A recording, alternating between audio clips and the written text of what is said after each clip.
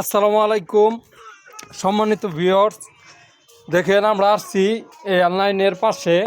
এই যে একজন অসহায় মানুষ, একদম গরিব মানুষ, অসহায় মানুষ।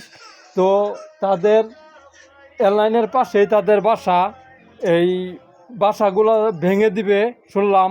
তাহলে এই অসহায় গরিব মানুষগুলা কোথায় যে আশ্রয় নেবে এবং কোথায় থাকবে? তো তাদের থাকার কোনো ব্যবস্থা নেই।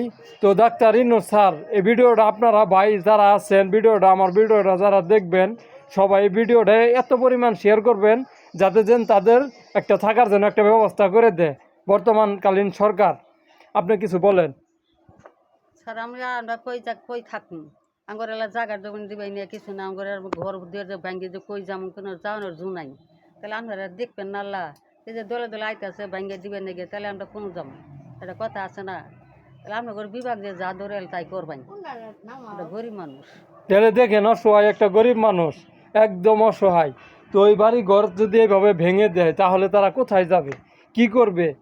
তাদের মতো অসহায় মানুষ মনে হয় দুনিয়াতে নাই কেউ। তো ভিউয়ার্স, এত পরিমাণ ভিডিওটা শেয়ার করবেন যাতে যেন এই গরিব মানুষগুলো, আর এই দেখেন এই যে গরিব মানুষ অসহায়, দেখেন এয়ারলাইনের সাথেই তাদের বাসাটা, এই দেখেন এয়ারলাইনের পাশেই।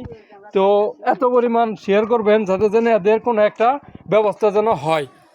সবাই ভালো থাকবেন। আসসালামু আলাইকুম।